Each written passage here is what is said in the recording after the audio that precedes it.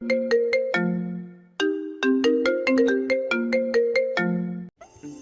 যে extremers love story channel থেকে আমি মেহের বলছি। নিত্য নতুন গল্প পেতে এক্সট্রিমার্স লাভ স্টোরি চ্যানেলটি সাবস্ক্রাইব করে বেল আইকনটি বাজিয়ে দিও, কেমন? আর হ্যাঁ, ধন্যবাদ সবাইকে।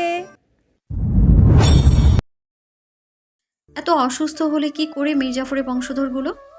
7 বছরের ছোট্ট ছেলেটির চোখ তুলে তাকায় সিয়ার দিকে।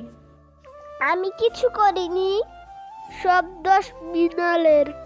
ও টিস্যু ছাড়া হেঁটে দিয়েছে আমার সামনে, তার জামস আমার নাকের ভিতরে ঢুকে গিয়েছে আর আমি অসুস্থ হয়েছি। এরপর একে একে সবার ভিতরে জামস ঢুকে গিয়েছে। আমি খুব অসুস্থ Siya. Running nose too much irritating, head is heating continuously. আমার মনে হয় না আমি 1 সপ্তাহের আগে পড়াশোনা করতে পারবো, বুঝেছো? নানু ভাইকে বলবে পড়ার জন্য জোর না করতে। সিয়াশা মিটিমিটি হাসছে। পড়াশোনায় ফাঁকি দেওয়ার জন্য এদের শুধু একটা কারণ প্রয়োজন। সে দীর্ঘশ্বাস ফেলে উঠে দাঁড়ালো, আফসোস করে বলল, আমি আরও ভেবেছিলাম আগামীকাল ভোরে তোমাদের নিয়ে ডিম পাহাড়ে যাব, সকলে একসাথে সাইকেলে করে। সেখানে পাশের এক জঙ্গলে কাঠবিড়ালির হাট বসে। গাছে গাছে কাঠবিড়ালিরা দৌড়ে পালায় মানুষ দেখলে। তাদের নাটস দিলে তারা খুব খুশি হয়। ডিম পাহাড়ের চূড়ায় রেস্টুরেন্ট থেকে গরম গরম হট চকলেট খেতাম, টেস্টি টেস্টি। আসার পথে মারমা বাজারের গরম গরম টক ঝাল মুন্ডি, সব মিস হয়ে গেল। মির্জাফরের বংশধরগুলো, তোমরা তো খুবই অসুস্থ। সিয়াশা সুর টেনে টেনে বলল। বাচ্চাগুলো হ্যাঁ হয়ে তাকিয়ে আছে সিয়াশার দিকে। একটু পরেই জিহ্বা থেকে পানি গড়িয়ে পড়বে। ডিম পাহাড়? কতদিন হলো ভোরের ওই মিষ্টি প্রকৃতির সাথে সময় কাটানো হয় না। সব কটা বাচ্চা কাচুমাচু করে উঠল। ইতিমধ্যেই শোয়া থেকে উঠে বসেছে সকলে। মেকি সুস্থতা প্রকাশ করতে শুরু করলো। টিস্যু দিয়ে নাক মুছতে মুছতে একটা বাচ্চা বলল, তুমি যতটা ভাবছো ততটা অসুস্থ নই আমরা Siya. It just seasonal flu, nothing serious. তুমি তো জানো আমাদের ইমিউনিটি সিস্টেম কত স্ট্রং। আমরা ঠিক যেতে পারবো গান ভরে। তুমি প্রমিস করো কাল নিয়ে যাবে। সিয়ার মিটিমিটি হাসি উচ্চস্বরে হাসিতে পরিণত হলো। আশরাফ মুখ বিকৃত করে বিড়বিড় করে বলল, এক একটা মির্জাফরের বংশধর, শিয়া ঠিক বলে। তন্মধ্যেই আশফাক আহমেদ ডাক্তারকে সাথে নিয়ে ব্যস্ত পায়ে কক্ষে ঢুকল। আশরাফ স্বস্তির নিঃশ্বাস ফেলে মিরালকে শুইয়ে দিল তার বেড়ে। দুপুর তখন 1:43। চেম্বার শেষ করে লাঞ্চ করার জন্য রেস্তোরাঁয় এসেছে সিয়াশা। নৌমিতাও রয়েছে সাথে। নৌমিতা খেতে খেতে তাকায় সিয়াশার দিকে, উদাসীনতার প্রলেপ মুখশ্রীতে। সে খেতে খেতে বলল, তুই টিনেজের ছেলে মেয়েদের মতো আচরণ করছিস। সিয়াশা চোখ তুলে তাকায়, উদাসীন কণ্ঠে বলল, তুই যেটা ভাবছিস সেটা নয়। আশ্রমের 10 জন বাচ্চা একসাথে অসুস্থ হয়ে পড়েছে, পাপা নেই। এসে এটা শুনলে তার খারাপ লাগবে। তাদের এইভাবে দেখতে ভালো লাগছে না। ওয়েদার পরিবর্তন হচ্ছে, এই সময়ে একটু আধটু অসুস্থ হয়ে পড়ে সবাই। সাইপ আঙ্কেল ঠিক বুঝবে, তুই চিন্তা করিস না। সিয়াশা মাথা দুলিয়ে খাবার মুখে তোলে। আচমকাই মাথায় কারোর স্পর্শে সিয়াশা সপ্রতিভ চাহনিতে ফিরে তাকায়। হাস্যোজ্জ্বল মুখে তাকিয়ে আছে সাইফ।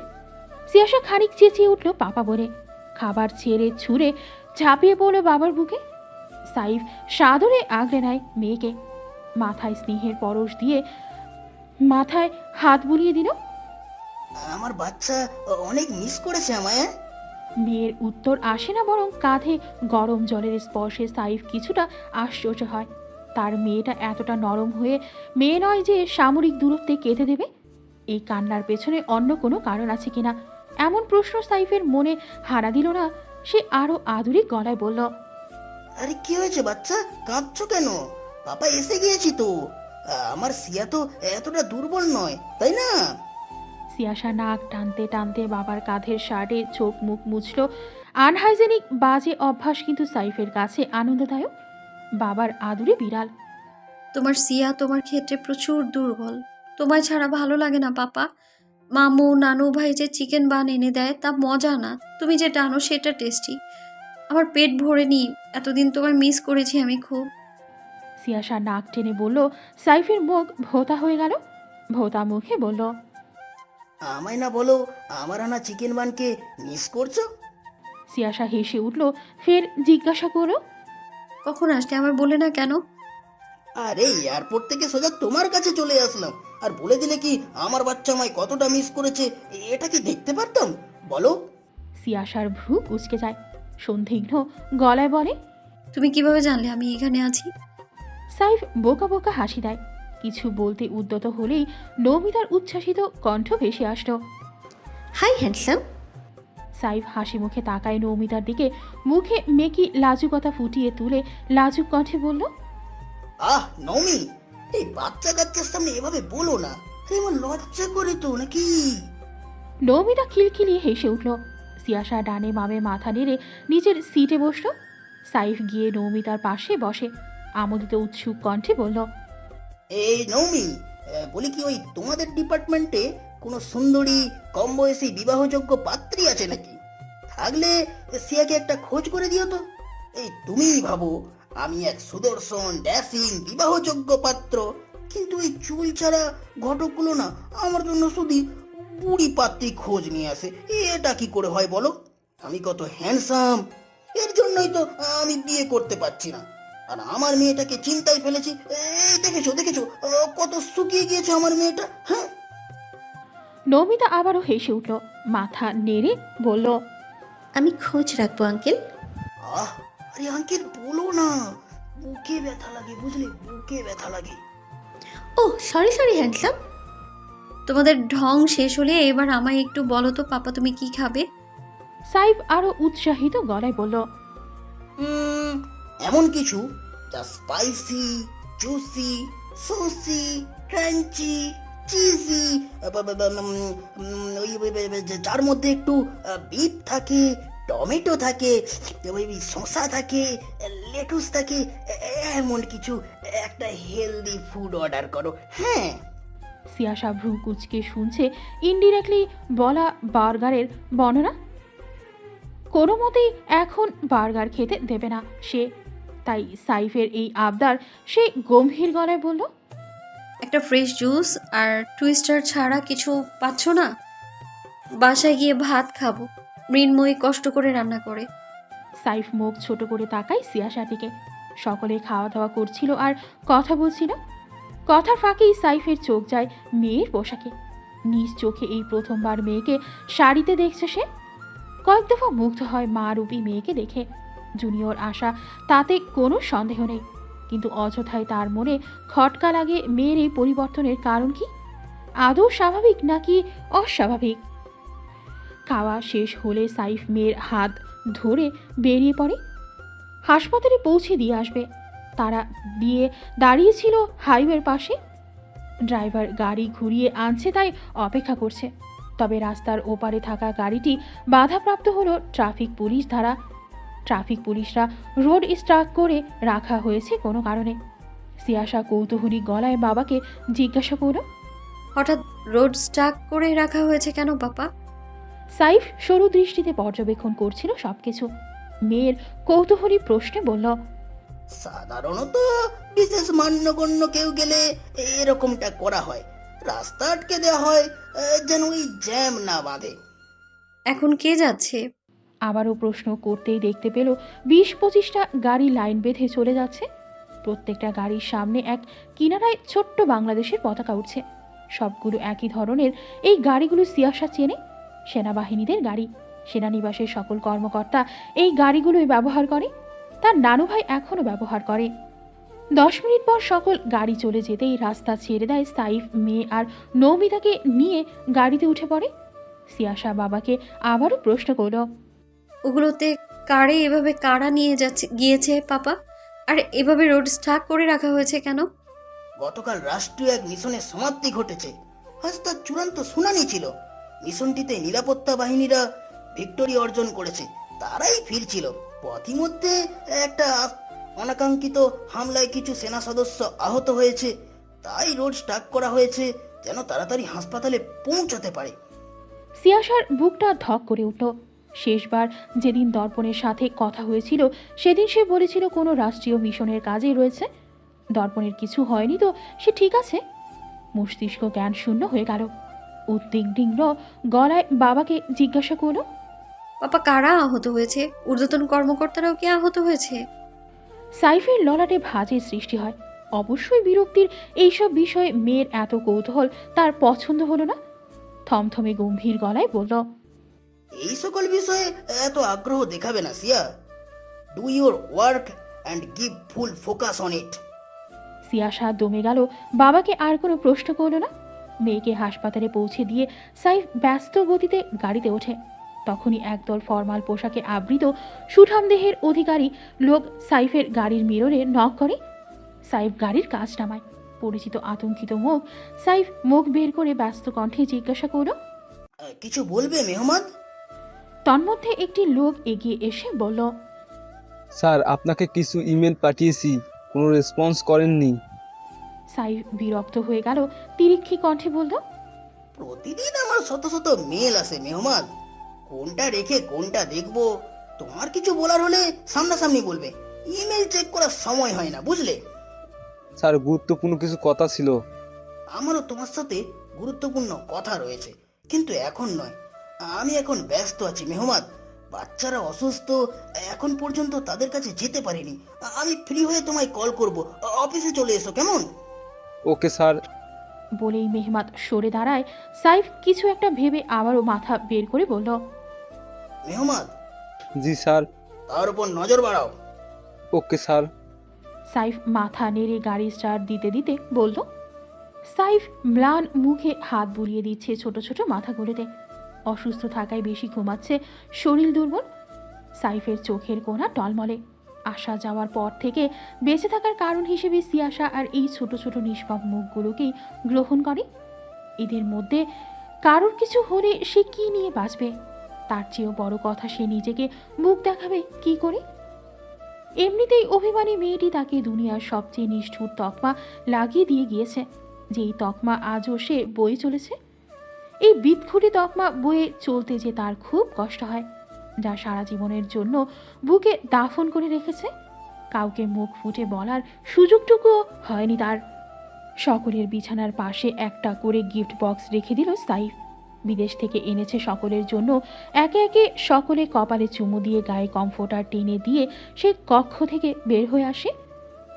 বের হতেই দেখা মিলে 7 জন ন্যানি নতমস্তকে দাঁড়িয়ে আঙুল কষতে যাচ্ছে। সাইফ চোয়াল শক্ত করে ক্রুদ্ধ দৃষ্টি নিক্ষেপ করে তাদের দিকে রুড়ো গলায় বলে, আমি এজেন্টের সাথে কথা বলে ফেলেছি, নতুন ন্যানি এসে পড়বে। আপনাদের পেমেন্ট হয়ে গিয়েছে, আপনারা এখন চলে যেতে পারেন। হ্যাঁ। তারা সকলে আমার আহত দৃষ্টিতে তাকায়, অনুনয় করে বলে, আমরা ঠিক এভাবেই দেখাশোনা করছিলাম স্যার, কিন্তু মৌসুম পরিবর্তন হচ্ছে, আশেপাশে সকলে অসুস্থ হচ্ছে এখন। এটা স্বাভাবিক। আপনি শুধু শুধু আমাদের উপর রাগ করছেন। কোনটা স্বাভাবিক অস্বাভাবিক আমায় বোঝাতে আসবেন না। সিসি ক্যামেরায় স্পষ্ট দেখা গিয়েছে গত পরশু বাচ্চারা 11টার সময় পুলে নেমেছে, উঠেছে 12:40-এ। ততক্ষণ আপনারা কোথায় ছিলেন? হ্যাঁ, আমি বলেছিলাম না 10 মিনিটের অধিক সময় হয়ে গেলে গোসলে নেবেন না? সকলে মাথা নত করে নেয়। মিনমিনে গলায় বলে, তাদের পোশাক তৈরি করে রাখতে গিয়েছিলাম স্যার। সাইফ শোনে না, বরং দ্বিগুণ গর্জে ওঠে তাদের ওপর। আশরাফ ত্রস্ত পায়ে দুলাভাইকে থামায়। কি করছো দুলাভাই? অসুস্থ হতেই পারে, তাই বলে সব দোষ ওনাদের উপর দিতে পারো না। হ্যাঁ, সব দোষ ওদেরই। বাচ্চারা কি নিজেদের ভালো মন্দ বোঝে? বলেন। বোঝে না বলেই তো তাদের রাখা। আমি কোনো কথা শুনছি না। এক্ষুনি আমার চোখের সামনে থেকে সরতে বলো ওনাদের। Is that clear? আশরাফ নিরুপায় হয়ে তাদের চলে যেতে বলে। সকলে একরাশ হতাশা নিয়ে চলে যায়। মোটা অঙ্কের একটা চাকরি ছিল, তেমন একটা কষ্টসাধ্য নয়। এভাবে অল্প একটু ভুলের জন্য হারিয়ে ফেলবে ভাবতে পারেনি তারা। সিয়াশা হাসপাতালে এসেই আগে রিসিপশনে গেল। নতুন অ্যাডমিট হওয়া আহত সেনা সদস্যদের নামের লিস্ট চেক করলো, কিন্তু কোথাও দর্পণের নাম খুঁজে পেল না। মুহূর্তেই সকল দুশ্চিন্তারা ছুটে পালায়। লোকটা ঠিক আছে তাতেই সে খুশি, হোক না দূরত্ব। প্রেমে পড়াটা যেমন সুখানুভূতির সৃষ্টি করে, তেমনি মনে ভয় সৃষ্টি করে প্রিয় মানুষটিকে হারিয়ে ফেলার। সে কোনো ক্রমেই লোকটিকে হারাতে চায় না। লম্বা সময় কাটাতে চায় সে দর্পণের সাথে। যেই সময়টুকুতে সে দর্পণের সারা জীবনের একাকিত্ব, পরিবারহীনতা, অনাথ হওয়ার ক্লেশ, আফসোস দূর করতে পারবে নিজের ভালোবাসার দ্বারা। এক বুক ভালোবাসা জমিয়ে রেখেছে লোকটির জন্য, তা গ্রহণ না করা অবধি লোকটির কিচ্ছু হতে পারে না। নমিতা মৃদু হেসে সিয়াশার ব্যাকুলতা দেখছে। প্রেমে পড়লে নারীদের কত পরিবর্তন ঘটে, ইদানিং তার মাঝেও এমন পরিবর্তন দেখা দিচ্ছে। পাগলের অ্যান্টিডোট দেখা মিলছে, এখন শুধু পাগলকে সঠিক রাস্তায় আনার পালা। সিয়াশার চেম্বার শুরু হয় দুপুর 3টা থেকে রাত 8টা পর্যন্ত। সপ্তাহে একদিনই শুধু ফুল ডে চেম্বারে বসে, এছাড়া 3 দিন শুধু একবেলা চেম্বারে বসে বাকি 2 দিন সার্জারি করে। এটাই তার সাপ্তাহিক শিডিউল। সেই শিডিউল অনুযায়ী আজ সে ফুল ডে চেম্বারে বসেছে। তখন সবে সন্ধ্যাবেলা, নামাজ শেষ করে মাত্রই রোগী দেখা শুরু করে সিয়াশা। তার অ্যাসিস্ট্যান্ট নূপুর এসে বলল তার সাথে কেউ দেখা করতে এসেছে। কলম থামিয়ে সিয়াশা নূপুরের দিকে কৌতূহলী নয়নে তাকায়। গত সপ্তাহের বিশ্রী অভিজ্ঞতা মনে আসতেই তিরিক্ষি কণ্ঠে বলে, কোনো কম্পাউন্ডার এসেছে নাকি? এসে থাকলে বের করে দাও। আগের বারের মতো উল্টাপাল্টা ওষুধ প্রমোট করাতে আসলে এবার কিন্তু আমি কোম্পানি বন্ধ করিয়ে ছাড়বো, সাথে জেলের ঘানি ফ্রি। না ম্যাম, কোনো কম্পাউন্ডার নয়, বললো আপনার বাবার কোন বন্ধু। ললাটে কয়েকটা ভাঁজের সৃষ্টি হয় সিয়াশার। বাবার আবার কোন বন্ধু? সে তো কখনো বাদাবার কোনো বন্ধুর কথা শোনেনি বাবার মুখে। সাইফ কখনো অচেনা কারোর সান্নিধ্যে যাওয়া পছন্দ করে না, তাই সে নির্দ্বিধায় অনুমতি দিতে পারল না ভেতরে আসার। অ্যাপয়েন্টমেন্ট আছে কোনো, কিংবা পাপার সুপারিশ? নো ম্যাম, তবে এটা দেখাতে বলেছে। বলেই নূপুর একটা ফোন এগিয়ে দিল, যেখানে স্ক্রিনে ভেসে আছে যুবক সাইফ হাস্যোজ্জ্বল মুখে কারো গলা জড়িয়ে ধরে দাঁড়িয়ে আছে। দুজনের পরনে খাকি পোশাক। সিয়াশা প্রগাঢ় হেসে উঠল নিজের বাবার কর্মজীবনকালের সুন্দর সময়ের দৃশ্য দেখে। বুকটা ভরে গেল খাকি পোশাকে তার সুপারম্যানকে দেখে। সিয়াশার আবছা মনে আছে বাবার এই রূপের কথা, তেমনি মায়েরও আবছা প্রতিবিম্ব মনে আছে, যা ক্রমেই ঘোলাটে হয়ে গিয়েছে বয়সের সাথে সাথে। স্মৃতিপট এখন একদম ধূসর, যেখানে মায়ের শেষ কীর্তিকলাপ একদম নিশ্চিহ্ন। সে ফোনটি নূপুরের হাতে দিয়ে হাসি মুখে বলল, এই রোগীটা দেখা হলে পাঠিয়ে দিও। পাপার কর্মজীবন বাল্যকালের বন্ধু, তাই হয়তো চিনি না আমি। আচ্ছা। রোগীটি যেতেই দরজা খুলে কেউ প্রবেশ করল। বলিষ্ঠ দেহাবয়বের অধিকারী, ঠিক তার পাপার মতো। সিয়াশা উৎসুক নয়নে তাকিয়ে 50 বয়সী লোকটিকে সালাম জানায়। লোকটি প্রগাঢ় হেসে এগিয়ে আসে, স্নেহের কণ্ঠে বলে, লাম্মা, আমায় চিনতে পেরেছো? কত বড় হয়ে গিয়েছে আমার মামুনি। সিয়াশা কৃত্রিম হাসল। সে তো চেনেনি, এখন কি বলবে। সিয়াশার মুখের অভিব্যক্তি দেখে লোকটা যেন বুঝে ফেলল তার মনের কথা। সে বলল, চিনতে পারোনি তাই না? চেনার কথাও না, সেই 6 বছর বয়সে দেখেছো। এইটুকুনি আদরে পুতুলের মতো ছিল, দেখলে আদর করতে ইচ্ছে করতো। এই যে আমার থুতনিতে দাগটা দেখছো, এটা তুমিই দিয়েছিলে। কোলে নিয়েছিলাম দেখে। তুমি আবার সাইফ আর তোমার নানু ভাই ছাড়া আর কারো কোলে উঠতে চাইতে না। এখনো রয়ে গিয়েছে দাগটা। ছোট মানুষের দাঁড়ালো ধাত তো, তাই এমন দাগ পড়ে গিয়েছে। একবার ভেবেছিলাম সার্জারি করব, কিন্তু ভাবলাম মুখে এমন দাগ থাকাটা ভালো, ইউনিক, তাই না বলো? আমি ঠিক বলেছি না? এক নাগারে এতগুলো কথা শুনে সিয়াশা হতবুদ্ধি হয়ে তাকিয়ে রইল।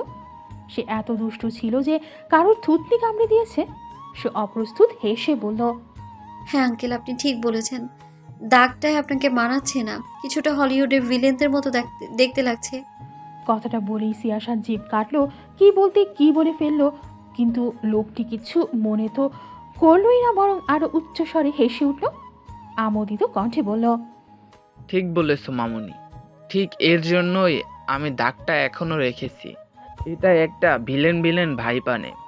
সিয়াশা কৃত্রিম হাসল, জিজ্ঞাসা করল, আপনি কি পাপার বাল্যকালের বন্ধু আঙ্কেল? আপনার নাম কি? লোকটি খুব আগ্রহ পেল এমন প্রশ্নে। প্রবল আগ্রহ প্রকাশ করে বলল, হ্যাঁ তো, তোমার পাপা আর আমি সেই কেজি স্কুলের পল্লব থেকে একে অপরের বন্ধু। একে অপরকে একই ক্যান্টনমেন্টে পড়াশোনা করেছি, সেনাবাহিনীর ট্রেনিং নিয়েছি, চাকরি পেয়েছি। তোমার পাপা আগে, আমি পেয়েছি তারপরে। তোমার পাপা তো দুর্দান্ত ছিল।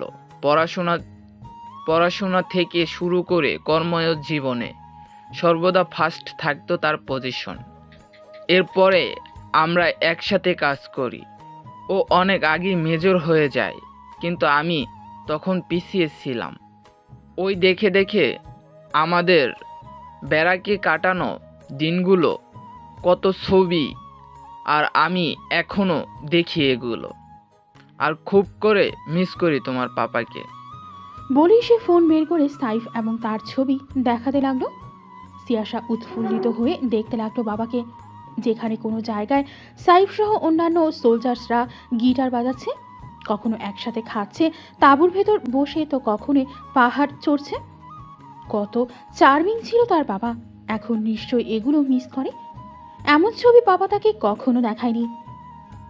মিনিটের মাঝেই সিয়াসা আড্ডায় জমে উঠল লোকটির সাথে। সে উৎসাহিত গলায় জিজ্ঞেস করল, আপনার নাম কি আঙ্কেল? আপনাকে অনেক ধন্যবাদ দেখা করতে আসার জন্য। পাপা কখনো আমায় তার কর্মজীবনের এই সুন্দর মুহূর্তগুলো শেয়ার করেনি। ধন্যবাদ তো আমার দেওয়ার কথা মামুনি। তুমি আসো বলেই তো আমি এখনো বেঁচে আছি। লোকটি মৃদু হেসে বলল। সিয়াসার ভ্রু কুঁচকে গেল। কৌতূহলী গলায় জিজ্ঞাসা করল, মানে বুঝলাম না আঙ্কেল। বাদ দাও এগুলো, কথা তো হতেই থাকবে। তুমি এসো, আমরা একটা ছবি তুলি। পাপাকে দেখাবে। পাপা কত খুশি হয়। চটপট কতগুলো ছবি তুলে নিল লোকটি। অতপর আরও গল্প করতে লাগলো। যদিও সিয়ার সমস্যা হচ্ছিল, এখন অনেক রোগী অপেক্ষা করছে তার জন্য, তবুও কিছু বলল না। ভদ্রলোক নাকি ঢাকা থেকে এসেছে মাত্র, আর এসেই তার সাথে দেখা করতে এসেছে। সে অসম্মান করতে পারে না। বহু বছর পর ট্রাই7 আবারও নিজের হিংস্রতা প্রকাশ করে বহুল আলোচিত ইস্যু হয়ে দাঁড়িয়েছে এবং রাষ্ট্রীয় মিশন হিসেবে জায়গা করে নিয়েছে। পূর্ব রেকর্ড ঘেটে সামরিক বাহিনীরা সচেষ্ট, আত্মবিশ্বাসী এবং দৃঢ় প্রত্যয়ী হয়ে উঠেছে। এবার তারা বিজয়ী হবেই হবে। আর কতবার হেরে যাবে সততার কাছে, কতবার হারবে খারাপের কাছে ভালো, অন্যায়ের কাছে ন্যায়। দর্পণ নিজের চতুরতা, বুদ্ধিদীপ্ততা দ্বারা 12টা হামলাই আটকাতে সফল হয়। যদিও এতে সমগ্র জেলা সহ এলাকার এক্সিকিউটিভ ম্যাজিস্ট্রেট, ডিস্ট্রিক্ট ম্যাজিস্ট্রেট, আইন শৃঙ্খলা রক্ষাকারী বাহিনী, অপরাধ প্রতিরোধ বাহিনী সচেষ্ট ভূমিকা ছিল, নয়তো এক সেনাবাহিনীর পক্ষে সম্ভব ছিল না এত বড় হামলা রক্ষা করা। ট্রাই7 লক্ষ্যে পৌঁছাতে এখন 8টি সেনানিবাস সংঘবদ্ধভাবে কাজ করছে। সকলের একটাই প্রত্যয়, এবার তারা চূড়ান্ত ফলাফল প্রকাশ করেই ছাড়বে। রাত 8টা। বান্দরবন সদর হাসপাতালে ডেপুটি কমিশনার থেকে শুরু করে বিজিবির সদস্যরা, সেনা কর্মকর্তাদের ভিড় জমেছে। লোকমুখে প্রকাশ করা হয়েছে রাষ্ট্রীয় মিশনের চূড়ান্ত শুনানির কারণে বিপরীত পক্ষের ক্ষিপ্ততার শিকার হয়েছে সেনা সদস্যরা। কিন্তু বিষয়টি কিছুটা ঘোলাটে। রাষ্ট্রীয় মিশনের বিপরীত পক্ষের লোক নয়, বরং ট্রাই7 কেস নিয়ে কাজ করার কারণে মাঝ রাস্তায় হামলা হয়। সৈনিকদের ছাপিয়ে ঊর্ধ্বতন কর্মকর্তাদের গাড়িতে হামলা করা হয়। তবে সবচেয়ে বেশি ক্ষতিগ্রস্ত হয় মেজর দর্পণ এহসানের গাড়িতে থাকা কর্মকর্তারা। মূলত হামলাটা ছিলই মেজর দর্পণ এহসানের ওপর। ওই একই গাড়িতে চট্টগ্রামের মেজর জুবাইর রায়হান সহ আরও 2 জন ঊর্ধ্বতন কর্মকর্তারা আঘাতপ্রাপ্ত হয়। তাদের সকলকে প্রাইভেট হাসপাতালে নিলেও দর্পণকে সদর হাসপাতালে ভর্তি করানো হয়। এটিও দর্পণের আদেশে সেই বলেছে তাকে প্রাইভেট হাসপাতালে না নিতে। সাইফ ত্রস্ত পায়ে হাসপাতালে ঢুকল। তাকে দেখা মাত্রই সেনা সদস্যরা স্যালুট দিয়ে দাঁড়িয়ে গেল। সে মাথা নেড়ে আবারও চলতে শুরু করে। এদিক থেকেই যাচ্ছিল, ভাবল নিজের জগিং পার্টনারের সাথে একবার দেখা করা যাবে। সেনাবাহিনীর সদস্যরা অভ্যন্তরীণ তথ্য নিজের পরিবারকেও বলে না। সাইফ তারই উৎকৃষ্ট উদাহরণ। মেয়েকেও মিথ্যা বলেছে। সে জানে হামলার কারণ এবং কারা করেছে। কোমর সমান সাদা চাদর টানা, উদাম পৃষ্ঠদেশে সাদা ব্যান্ডেজ লাল হয়ে উঠেছে। ইতিমধ্যেই 2 বার ব্যান্ডেজ পরিবর্তন করা হয়েছে। ছুরির আঘাত গভীর, তাই এছাড়াও ছিচকে গিয়েছে শরীরের কিছু স্থান। গাড়ির পিস্টনে ট্রাক দিয়ে হামলা করা হয়। পরবর্তীতে ছুরিকাঘাত ঘরা হয়। শরীরকে দীর্ঘ এক বিরতি দিয়ে চোখ মেলে তাকায় দর্পণ। উবু হয়ে শুয়ে আছে সে। সোজা হওয়ার চেষ্টা করলে শরীর তীব্র বিরোধিতা করে ওঠে। তার এখনো বিশ্রাম হয়নি, আরও প্রয়োজন। তার উপর এত অত্যাচার কেন? উপরন্তু বিশ্রাম দেয়া হয় স্বল্প। শরীর নাড়াতে পারল না দর্পণ, ধপ করে আবারও পড়ে গেল বেডে। সরকারি হাসপাতালের বেড আরামদায়কের পরিমাণ কতটা তা বলে বোঝানো হয় না। মনে হচ্ছে যেন লোহার উপর পড়েছে। দিলজার এগিয়ে আসতে চাইল দর্পণকে ধরতে। দর্পণ হাত জাগিয়ে বারণ করে, আজ তাকে তুলতে মানুষের প্রয়োজন হলে সে এই পেশার যোগ্য নয়। শরীরের ওপর কোনো রূপ দয়া আসলো না কাঠখোট্টা ব্যক্তিটির। সে উঠে বসেছে, দিলজার বালিশ দিয়ে দেয় পেছনে। হেডবোর্ডে হেলান দিতে চোখ মুখ কুঁচকে যায় তার। প্রতিবারের মতো এবারও ব্যথা জায়গায় ব্যথা দিয়ে নিজেকে আরও সামর্থ্যবান করে তোলে সে। গম্ভীর গলায় বলে, আপনাকে কিছু বলেছিলাম, কালেক্ট করতে পেরেছেন? কালেক্ট তো করেছি স্যার, কিন্তু আপনি কি এই অবস্থায়? যেটা জিজ্ঞাসা করেছি সেটা বলুন। দর্পণের থমথমে কণ্ঠে দিলজার চুপ হয়ে যায়। বলতে শুরু করে, আজকে ফুল ডে চেম্বার স্যার, এক্স্যাক্ট সময় রাত 8টা পর্যন্ত হলেও আজ ব্যতিক্রম হচ্ছে। রোগীদের যেই সিরিয়াল রয়েছে তা শেষ করতে 9টা 9:30 বেজে যাবে। এখন বাজে কয়টা? স্যার 8টা বেজে 10 মিনিট। ডাক্তারকে বলুন ফাইনাল চেক আপ করে আধা ঘন্টার মধ্যে রিলিজ দিতে। কিন্তু স্যার ডাক্তাররা তো রাজি হবে না। আমি ঠিকই বলছি, ডাক্তারের সাথে ইমিডিয়েটলি কথা বলুন। Okay sir. দিলজার বের হতে নিলে সাইফ ও মেজর ওয়ালিউল্লাহ ঢোকে কেবিনে। সাইফ এগিয়ে এসে হাত বাড়িয়ে দেয় দর্পণের দিকে। হে ইয়ং ম্যান, তুমি ঠিক আছো? দর্পণ চোখ তুলে তাকায় সাইফের দিকে। সাইফকে আশা করেনি সে। মৃদু হেসে জবাব দেয়, যাক, নিশ্চিন্ত হওয়া গেল। কিন্তু এখানে আসলে কেন? প্রাইভেট হাসপাতালে চিকিৎসা নিতে তৎক্ষণাৎ ভালো চিকিৎসা না হলে ফিটনেস নিয়ে সমস্যায় পড়বে। যেই কাজের জন্য এত চেষ্টা করছো, যেই কাজের জন্য এত কষ্ট করছো, সেটা বৃথা হয়ে যাবে। মনে রাখবে, আগে হেলথ, তারপরে সব কিছু, ঠিক আছে? দর্পণ মৃদু হেসে মাথা নেড়ে সায় জানায়। সাইফ হাসি মুখে আরও কিছু উপদেশ দেয় দর্পণকে। দর্পণ চুপচাপ শোনে, বলার মতো কিছু খুঁজে পায় না। তার মেয়েকে চিন্তায় ফেলতে চায় না বলে সে সদর হাসপাতালে এসেছে, এটা নিশ্চয়ই শ্রুতিমধুর হবে না সাইফ চৌধুরীর জন্য। মনে মনে হেসে উঠল দর্পণ। পোশাক বদলে এলোমেলো চুলগুলো সেট করে নেয় দর্পণ। নড়তে চড়তে কষ্ট হলেও নিজেকে এমনভাবে তৈরি করেছে যেন তার মতো সতেজ ব্যক্তি দুনিয়াতে আর কেউ নেই। গাড়ির ফ্রন্ট মিররে নিজেকে আরেকবার চেক করে নেয়। তবুও শিওর হওয়ার জন্য ড্রাইভার চাচাকে জিজ্ঞেস করে, চাচা, আমাকে কি অসুস্থ বলে মনে হচ্ছে?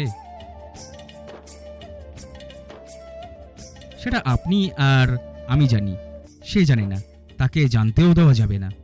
ড্রাইভার লোকটি মলিন হাসে। ছেলেটা একটু সুখে দেখা পেয়েছে তাহলে। গাড়ির বিপজ্জনক গতি এড়িয়ে রাস্তা পার হতে ব্যাগ পেতে হচ্ছে সিয়াশাকে। রাস্তার ওপাশে বাস স্ট্যান্ড।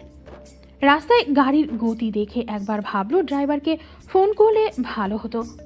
সে দাঁড়িয়ে রইল হাইওয়ের পাশে, এদিক ওদিক এলোমেলো দৃষ্টিতে তাকাতে চোখে বাঁধে তীব্র আকাঙ্ক্ষিত মুখটি, যাকে একটু দেখার জন্য, একটু আওয়াজ শোনার জন্য বিগত 15 দিন সে ফোন চোখের সামনে থেকে সরায়নি। আজ হঠাৎ দেখতে পেয়ে ঠোঁট ভেঙে আসলো। সকাল থেকে বারবার শুধু কান্না পায়, আর এই কান্নার প্রতিটি কণা এই কাঠখোট্টা মেজটির নামের তাজে অন্তপটে লুকায়িতই রয়ে গেল। মুখ ফুটে বলার সাহস হয় না লোকটির থেকে, দূরত্ব বাড়লে তার কান্না পায়। গলা খাকারির শব্দে তার ধ্যান ভাঙে, দৃষ্টি তখন ঝাপসা, আর চোখে আপাদমস্তক দেখে নাই নিজের পাশে বুকে হাত গুজে শটান হয়ে দাঁড়ানো লোকটিকে। তবে তার ঝাপসা হওয়া আখিদয় অশ্রু ছেড়ে দেয় দর্পণের পরবর্তী কথায়। আপা, এইখানে একটা ছোট্ট ভাই দাঁড়াতো সবসময় বাসের জন্য, টি শার্ট আর জগার্স পরা থাকে, আপনি কি দেখেছেন তাকে? সিয়াশা গাল বেয়ে টপিয়ে পড়া নোনা জল মুছে থমথমে গলায় বলল, দুঃখিত বড় ভাই, এমন কাউকে আমি দেখিনি। দর্পণ মিটিমিটি হেসে ঘুরে দাঁড়ায় মেয়েটির দিকে। অঝরে গড়িয়ে পড়া পানি লুকাতে ব্যস্ত সে। কিন্তু সে তো প্রতিদিন এখানেই দাঁড়িয়ে থাকতো। এটা নিশ্চয়ই আমার দেখার বিষয় নয়। তাও ঠিক। দর্পণ মৃদু হেসে বলল। সিয়াশা এবার শব্দ করে কেঁদে উঠল। দর্পণের হাসি প্রগাঢ় হয়। সেই হাসিতে সিয়াশা জ্বলে পড়ে উঠল। উগ্র চিত্তে হাতের ব্যাগ দিয়ে ধুম করে লাগিয়ে দেয় দর্পণের বাহুতে। আঘাতপ্রাপ্ত জায়গায় খানিক ব্যথা পাওয়ায় হাত চেপে সহ্য করে নেয় দর্পণ। সিয়াশা কাঁদতে কাঁদতে বলে, 15 দিন পর মনে পড়লো, তাও আবার এমন বাজে রসিকতা। আমি আপা, ছোট ভাই? অন্যরা শাড়ি পরলে আপনি মুগ্ধ হন, আর আমি শাড়ি পরলে আপনি আমায় চেনেন না? বড় ভাই নাম সেট করেছে কে হোয়াটসঅ্যাপে? ওটা সরাও। আমিও ছোট ভাই বলা ছেড়ে দেবো। সরাবো না। ঠিক আছে, এটা সম্পূর্ণ আপনার ইচ্ছা ছোট ভাই। সিয়াশা রাগে দুঃখে আবারও কেঁদে ওঠে, পা বাড়ায় সামনের দিকে। দর্পণ হাসতে হাসতে তার হাতটা মুঠোবন্দি করে নেয়, অনুনয়ের সুরে বলে, আজ গাড়িতে চলো, বাসে যাওয়ার দরকার নেই, আমি গাড়ি নিয়ে এসেছি। সিয়াশা চুপচাপ গাড়ির কাছে চলে যায়। দর্পণ ড্রাইভিং সিটে দেখিয়ে বলে, আজ মিসেস দর্পণ ড্রাইভ করবে। সিয়াশা বিনা বাক্যে ব্যয়ে বসে পড়ে। দর্পণ স্বস্তির নিঃশ্বাস ফেলে গাড়িতে উঠে বসে। তার পক্ষে ড্রাইভ করা সম্ভব নয়। দীর্ঘ 10 মিনিট যাবৎ সিয়াশা কোনো কথা বলেনি, দর্পণও একটা কথাও বলেনি। শুধু সেই থেকে জানালার সাথে হেলান দিয়ে শাড়ি পরিহিতা নারীটিকে দেখে যাচ্ছে। সিয়াশা কিছুক্ষণ বাদ গম্ভীর গলায় বলল, সিট বেল্ট বেঁধে সোজা হয়ে বসুন, অ্যাক্সিডেন্ট হয়ে যাবে। নিজের ড্রাইভিংয়ের উপর ভরসা নেই? আমার ড্রাইভিংয়ের উপর ভরসা আছে, কিন্তু আপনার কপালের উপর নেই। ইচ্ছে করছে আপনাকে মেরে ফেলি। শাড়ি পরিহিতা নারীটি উন্মুগ্ধ ফর্সা উদর এমনিতেই আমাকে মেরে ফেলেছে। গম্ভীর গলায় বলা কথাটিতে সহসা ব্রেক কষল সিয়া। তড়িঘড়ি করে শাড়ি ঠিক করে দর্পণের দিকে ক্রুদ্ধ দৃষ্টি নিক্ষেপ করে। এসেছে থেকে উল্টাপাল্টা কথা বলছে। এতদিন কোথায় ছিলেন? জরুরি কাজে ঢাকায় ছিলাম। কি জরুরি কাজ? সিয়াশার কৌতূহলী প্রশ্নে দর্পণের মুখশ্রী গম্ভীর হয়, গমগমে গলায় বলে, এসব বিষয়ে এত কৌতূহল দেখাবে না, এইগুলো জানা তোমার জন্য খুব বেশি প্রয়োজন নয়। সিয়াশার প্রচুর রাগ হয় সকলের কাছ থেকে এক উত্তর পেয়ে। সে কি বাচ্চা মানুষ নাকি? তাকে কিছু বলা যাবে না, অথচ বিরহ যন্ত্রণা তো সব সেই ভোগ করে। বাকি পথটুকু আর একটা কথাও বলেনি সিয়াশা। বাচ্চারা অসুস্থ থাকলে সাইফ ঘরে ঘুমায় না, আশ্রমেই থাকে। আজও আশ্রমেই ঘুমাচ্ছে, তবে সাথে আশরাফ রয়েছে। বাচ্চাদের ঘুম পাড়িয়ে সে নিজেদের ঘরে ঘুমানোর জন্য যায়। রুমে ঢুকতেই দেখলো আশরাফ দুটো বোতল নিয়ে নাড়াচাড়া করছে। জাদ্রেল শ্বশুরের বিগড়ে যাওয়া ছেলে এগুলো তাকে দিয়ে আনিয়েছে অস্ট্রেলিয়া থেকে। সাইফকে দেখতেই আশরাফ চমৎকার টেরি হাসি দিয়ে ভ্রু নাচায়। জমে যাবে আজ দুলাভাই। সাইফ তেরছা চোখে তাকায়, করিডোর পেরিয়ে মাঠের মধ্যমণি জায়গাটা দেখিয়ে বলে, তোমার আপা এসে জুতো খুলে পেটাবে। আশরাফের চেহারায় অসন্তোষ ফুটে ওঠে, বিকৃত কণ্ঠে বলে, নিজেকে অত ভালো প্রমাণ করো না দুলাভাই। আপার সামনে বসে তুমি সফট ড্রিঙ্কস বলে এগুলো খাওনি। তখন তোমার আপা ছিল, তাকে খুব সহজে বোকা বানানো গিয়েছে। আরে দুটো চুমু দিলেই সে দুনিয়া ভুলে যেত। কিন্তু এখন তোমার আপা যে দারোগা রেখে গিয়েছে আমার পাহাড়ায়, তাকে দুটো চুমু দিলে মানবে না, বরং চরিত্রহীন মাদকাসক্ত ট্যাগ লাগিয়ে জেলে ঢুকিয়ে দেবে। হ্যাঁ, চরিত্রহীন শুনতেই আশরাফ বুঝে যায় দুলাভাই কার কথা বলছে। বাবা তো আসবে যে কোনো সময়। সে মুখ কালো করে বলল, তাহলে কি আজ খেতে পারবো না?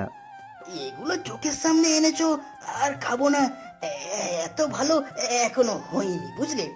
এই দাঁড়াও, এই চাঁদরেল শ্বশুরকে টুপি পরানোর বুদ্ধি আমার কাছে আছে। হ্যাঁ, কর্মজীবনেও সে সেনাপ্রধান হয়ে আমার মতো মেজরের সাথে পেরে উঠতো না বুদ্ধিতে, তাই তো এমন ক্ষেপ্ত। ইগোতে মারতো প্রচুর।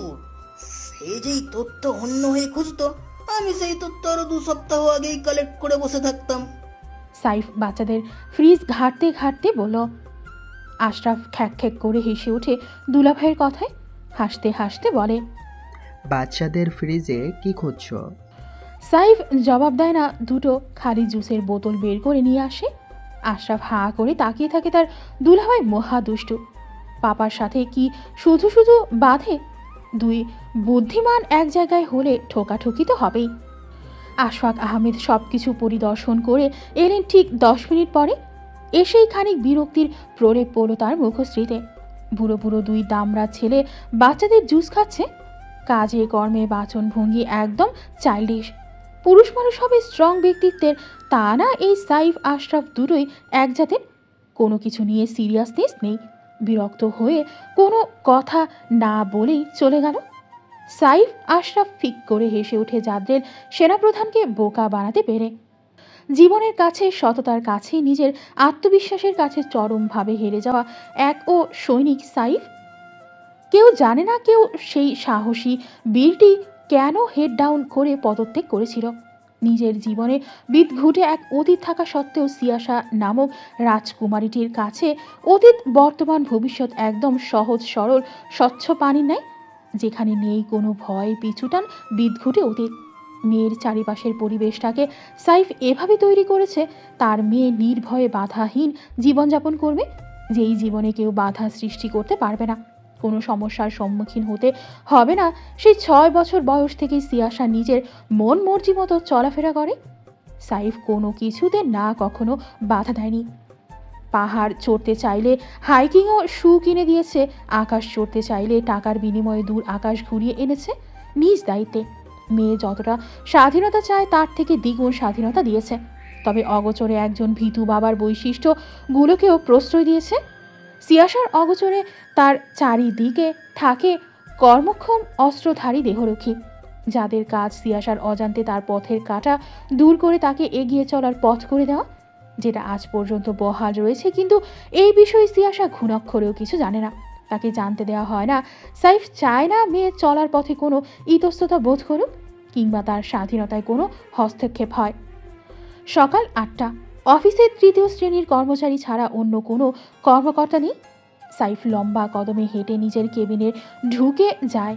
মেহমাদও সাইফকে অনুসরণ করে ধীর পায়ে ঢুকে যায় কেবিনের ভেতর। পরনের ব্লেজার খুলতে খুলতে সাইফ গম্ভীর গলায় বলল, সিয়াসার আপডেট কি মেহমাদ? ইদানিং তোমার কাছে গাফিলতি দেখা যাচ্ছে। বিগত মাসগুলোতে তুমি সিয়াসার কোনো আপডেট আমায় দাওনি। আমি চাইনি বলে কি তুমি তোমার দায়িত্ব ভুলে যাবে? সে কি করেছে, কার সাথে চলেছে, তার চলার পথে কোনো বিপদ সৃষ্টি হয়েছে কিনা? নাথিং। স্যার, ম্যাম তো সবসময় যেমন চলতো হাসি খুশি, প্রাণমন্দ, এদিক সেদিক বনে জঙ্গলে পাহাড়ে বাচ্চাদের নিয়ে ঘোরাফেরা করা, আর হাসপাতাল সেরকমই করছিল। কিন্তু কি মেহমাদ? তার চলাফেরার বাচনভঙ্গিতে পরিবর্তন দেখা যাচ্ছে। এর কারণ কি? এটা আমি জিজ্ঞেস করার পর তুমি আমায় বলবে? না স্যার, আমি বলতে যাচ্ছিলাম আপনাকে, কিন্তু তার আগেই আপনি অস্ট্রেলিয়া চলে গিয়েছিলেন, তাই আপনাকে আমি মেলই করেছিলাম। Come to the point Mehmad. Saif বিরক্ত হয়ে বলল। মেহমাদ হাতের ফাইলটা খামসহ এগিয়ে দেয়। মেহমাদের দিকে ক্রুদ্ধ দৃষ্টি নিক্ষেপ করে সাইফ ব্যস্ত হাতে খামটি হাতে নিল। খামটি খুলতেই বেরিয়ে আসে বেশ কিছু ছবি। অমনোযোগী ভাবে ছবিগুলোতে চোখ তুলেও পরবর্তীতে তার পূর্ণ মনোযোগ কেড়ে নেয় ছবিগুলো। সাইফ থমকে যায়। সে আচম্বিত দৃষ্টিতে একবার মেহমাদ আর একবার ছবিগুলোর দিকে তাকায়। নিজের চোখকে বিশ্বাস করতে পারে না। নিজের চোখকে মিথ্যা প্রমাণ করার প্রয়াসেই তড়িৎ গতিতে একটা ছবি পরপরই সবগুলো ছবি উন্মাদের মতো উল্টে পাল্টে দেখতে লাগলো। কখনো বাসের সিটে হাস্যোজ্জ্বল চেহারা নিয়ে কথা বলছে সিয়াসা দর্পণ, তো কখনো শাড়ি পরিহিতা কান্নারত মেয়েটি দর্পণের দিকে ব্যথিত দৃষ্টিতে তাকিয়ে আছে। সাইফ ছবির দিকে থাকা ডেট দেখে 5 মাস আগে থেকে গতকাল রাত পর্যন্ত সব ছবি এখানে রয়েছে। হাত বাড়িয়ে একটা ছবি হাতে নেয়, যেখানে সিয়াসা দর্পণের বাহু ডোরে কিছুটা দূরে আশরাফ গান হাতে কাউকে শ্যুট করছে। দেহ মস্তিষ্ক প্রায় অচল, নিঃসার হয়ে আসে সাইফের। হাত পা অস্বাভাবিকভাবে কাঁপতে শুরু করে সিয়াসাকে কারোর গানের মুখে দাঁড়িয়ে থাকতে দেখতে। চোখের সামনে সবকিছু ধূসর বর্ণের হয়ে আসছে। নিজের ওপর থেকেই কন্ট্রোল হারাতে দেখে সাইফ 2 হাতে মাথা চেপে ধরে। সকালে এখন পর্যন্ত কিছু হয়নি, তাই হয়তো প্রেশার ফল করছে। কোনো মতে নিজেকে সামনে কম্পিত গলায় বলে, এরকমটা কি করে হতে পারে মেহমাদ? সিয়া দর্পণের সাথে কি করেছে? দর্পণ আমার মেয়েকে এভাবে জড়িয়ে ধরে আছে কেন? আর আর আর আর ওই লোকটা আমার মেয়ের কাছে কিভাবে পৌঁছাতে পারে? তুমি কোথায় ছিলে? আমার মেয়ের দিকে বন্দুক তাক করে কোন সাহসে? আশরাফ, এসব কি হচ্ছে? বলেই সাইফ চিৎকার করে উঠল। টেবিলের ওপর থাকা ল্যাপটপ সহ সরঞ্জামাদি ততক্ষণে সজোরে দেয়ালে বাড়ি খেয়ে চুরচুর হয়ে গিয়েছে। শাড়ির ভারসাম্যহীন হয়ে পড়েছে সাইফের। উদ্ভ্রান্তের মতো আচরণ শুরু করে সে। মেহমাদ অবিচল নতমস্তকে দাঁড়িয়ে থাকে। সাইফ আবারও প্রশ্ন করে, সিয়াপা দর্শনের সাথে কি করেছে মেহমাদ? স্যার, তারা একে অপরকে ভালোবাসে, আর নববর্ষের দিন ম্যাম মেজর দপনের সাথেই সাঙ্গু নদীর তীরে অনুষ্ঠানে গিয়েছিলেন। মেহমাদ তোতলাতে তোতলাতে মিনমিন করে বলে, সাথে সাথেই একটা ফ্লাওয়ার বাস তীব্র বেগে ধেয়ে আসলো। মেহমাদ ছিটকে সরে যায়। আজ তার চাকরি যাবে, নয়তো প্রাণ, এটা সে নিশ্চিত। সাইফ তেড়ে এসে মেহমাদের কলার চেপে ধরে হিসহিসিয়ে বলে, তুমি জানো না সাঙ্গু নদীর তীরে প্রতি বছর হামলা হয়? হ্যাঁ, তোমায় আমি বলিনি?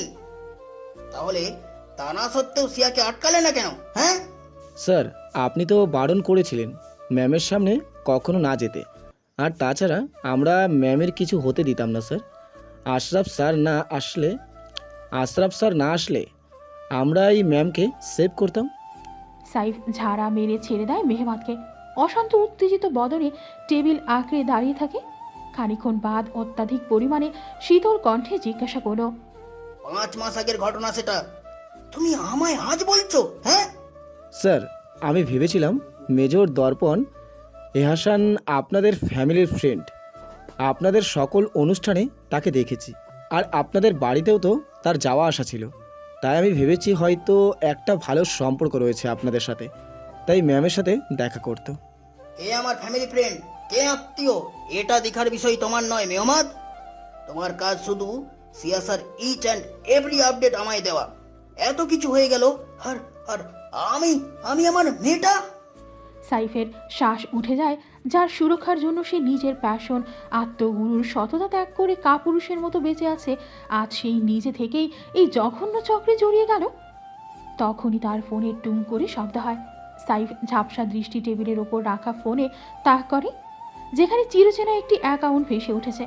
এত বছর পর আবারও সেই ঘৃণ্য মুখটি কেন আসলো তার জীবনে? সে কম্পিত হাতে ফোনটি তুলে নেয়। মেসেজটি ওপেন করতেই দেখা মিলে চিরপরিচিত মুখটির সাথে সিয়াসার হাস্যোজ্জ্বল ছবি। অবহেলায় পড়ে যায় ফোনটি সাইফের হাত থেকে। টেবিল ছেড়ে সোজা হয়ে দাঁড়ালেই চেতনা লোপ পায়, দেহ ভর ছেড়ে দেয়। সশব্দে মাটিতে লুটিয়ে পড়ে এক অসহায় বাবার দেহ। মেহমাদ চেঁচিয়ে উঠল স্যার বলে। মেজর ওয়ারিউল্লাহ হন্তদন্ত হয়ে সাইফের কেবিনে ঢুকছিল। সাইফকে ওভাবে পড়ে যেতে দেখে সে বিমূঢ় হয়ে যায়। ছুটে গিয়ে আঁকড়ে ধরে বসে পড়ে মেঝেতে, গালে অনবরত থাপ্পড় দিতে দিতে বলে, সাইফ, এই সাইফ, কি হয়েছে তোর?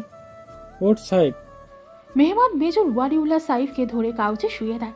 মেজর ওয়ালিউল্লাহ তড়িঘড়ি পানি ছিটিয়ে দেয় সাইফের মুখে, কিন্তু সাইফের কোনো সারা শব্দ পাওয়া যায় না। সে তৎক্ষণাৎ ডাক্তারকে ফোন করে। মেহমাদের দিকে তাকালে সে কাঁচুমাচু করছে, চোখে মুখে ভয়। মেজর ওয়ালিউল্লাহ থমথমে কণ্ঠে জিজ্ঞাসা করল, কি হয়েছে এখানে? স্যার বেশি রেগে গিয়েছিল, তাই হয়তো জ্ঞান ফিরে। মেজর ওয়ালিউল্লাহ ছবিগুলো দেখতেই তার দেহাবয়ব শান্ত হয়ে যায়। অজানা ভয়ে দেহ শিউরে ওঠে আশরাফের গানের নিচে নাফিজকে দেখে। তাদের ঘিরে যে আবারও ইতিহাস পুনরাবৃত্তি হচ্ছে, কিন্তু সব সময় তাদের ঘিরেই কেন? এখন তারা সব কিছু থেকে দূরে থেকেছে, চোখ কান বন্ধ করে। তবে কেন আবারও? সাইফের দিকে তাকালে বড্ড অসহায় বোধ হয়। আর কত সহ্য করবে তার প্রাণপ্রিয় বন্ধুটা? সোফায় পায়ের উপর পা তুলে বসে আছে আশরাফ, তীক্ষ্ণ দৃষ্টি বিছানায় বসা মেয়েটির দিকে, যে বিগত 15 মিনিট যাবৎ এক গ্লাস দুধ আর একটা ডিম খাচ্ছে। অনিচ্ছা সত্ত্বেও মৃন্ময়ী একটু একটু করে দুধ মুখে নিচ্ছে। অতিরিক্ত ভালোবাসা সয় না ওই বুড়ো খ্যাচটা লোকের। এই অত্যাচার শুরু হয়েছে সেই রাতের পর থেকেই। আশরাফ ঘড়ির দিকে তাকিয়ে দিল এক ধমক। কি হলো, খাচ্ছ না কেন? কলেজে যাওয়ার ইচ্ছে নেই? এগুলো তো বাচ্চাদের খাবার, বড়রা তো এগুলো খায় না। তো তুমি নিজেকে কি বড় ভাবছো? যেই মেয়ে আপনার মতো বুড়ো স্বামীকে সামাল দেয়, সে বাচ্চা অন্তত হবে না। আশরাফের দাঁত কিরমির করে তাকায়, চিবিয়ে চিবিয়ে বলে, বাবা, ভালো বলি ফুটেছে। কাপাকাপি করতে করতে আবার খাট ভেঙে ফেলোনি, এটাই ভাগ্য ভালো। আমি তো ভয়ে পেয়ে গিয়েছিলাম। কাপাকাপি করতে করতে আবার উপরে চলে যাওনি তো? আবার বলছো বুড়ো স্বামী সামাল দিয়েছ। সামাল তুমি আমায় দিয়েছ নাকি আমি নিজেকে দিয়েছি? এই বুড়োকে সামাল দিতে গেলে তোমার ওই ইঁদুরছানার শরীরে টিকটিকিও খুঁজে পাওয়া যাবে না। তাই বলছি, বেশি কথা না বলে ওগুলো চুপচাপ খাও। আর শোনো, একটু ভালোবেসেছি বলে এটা ভেবো না যে আমি সালিশি ব্যবস্থা কথা ভুলে গিয়েছি। তাই বুড়ো বলার মতো দুঃসাহস আর করো না। আশরাফের সাথে কথায় পেরে উঠবে না, তাই মৃন্ময়ী কপাল কুঁচকে আবারও খেতে শুরু করলো। আশরাফ সেদিকে তাকিয়ে রইল। সে তবা করেছে যতদিন তার বউ 50 আপ ওয়েট গেইন করছে ততদিনে তার ধারে কাছেও ঘেঁষবে না। যদিও সে অল্পতেই সন্তুষ্ট, তবুও যদি কখনো কন্ট্রোললেস হয়ে পড়ে, তাই এত প্রচেষ্টা। কটনের 3 পিসটি হাতে নিয়ে নেড়ে চেড়ে দেখতে দেখতে গলার কাছে ছোট্ট একটা কার্ড দেখল যেখানে দাম লেখা। মৃন্ময়ী বড্ড আগ্রহী হয়ে দামটা পড়ল। 6,949 টাকা, ভ্যাট সহ 97 টাকা। বাকি 3 টাকা বাদ কেন রেখেছে? মুখ হা হয়ে গেল তার। এ যে তাদের বাড়ির সারা মাসের খরচ। সে তড়িৎ গতিতে চেঞ্জিং রুম থেকে মাথা বের করে আশরাফের দিকে তাকায়। আজ থেকে কলেজে যাবে সে, তাই গতকাল তার জন্য আশরাফ কতগুলো 3 পিস কিনে এনে দিয়েছে। শাড়ি পরে কলেজে যাওয়া খানিক ঝামেলার। আশরাফ সোফায় বসে ফাইল দেখছে। মৃন্ময়ী গলার স্বর উঁচু করে ডাকলো, এই যে শুনছেন, কি হয়েছে? এটা তো অনেক দামি। গুরুত্বপূর্ণ ফাইল দেখছিল, এর মাঝে এমন বেহুদা কথা আশরাফের মেজাজ খারাপ করার জন্য যথেষ্ট ছিল। তিরিক্ষি কণ্ঠে বলে, তো এত দামি জামা আমি কি করে পরবো? যেভাবে মানুষ পরে।